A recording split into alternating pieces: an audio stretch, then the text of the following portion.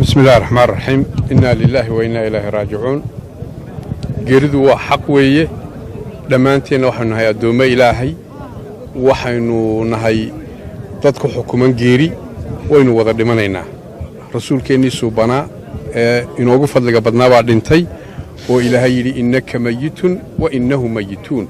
أدنى وضع دمانيسا شغل نول بإلهي يقول كوا كلنا وضع دمانا يعني كوا جودي إله وإنك دمان دونا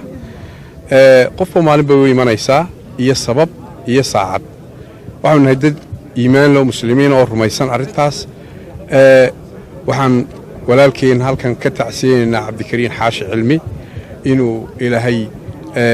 sabir iyo iimaan inaga siiyo shacbiga Soomaaliland dhamaantiiba qoyskii iyo qaraabadii gaar ahaan uu ka geeriyoodayna ilaahay inuu sabir iyo iimaan ka siiyo isagana ilaahay inuu dambi dhaafo subxaanahu wa ta'ala Cabdikariin wuxuu ahaa sidaa laga waramay shakhsi qarankan qaali ku ah haliyey qaran buu ahaa wuxuu ahaa nin taariikh dheer leh wuxuu ahaa nin dun iyo dadnimo wanaagsan wuxuu ahaa nin dulqaad leh oo dabeecad wanaagsan leh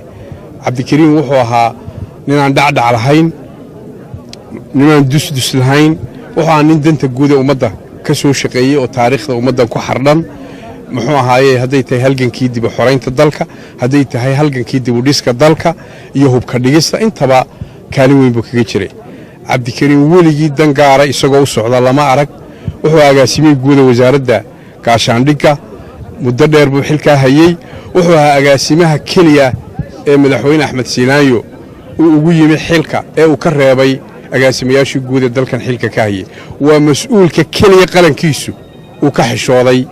waxaanu ku xurmeynayay waxay ahayd aqoontu u lahaa karaamadu ummadan ku lahaa xurmadu ku lahaa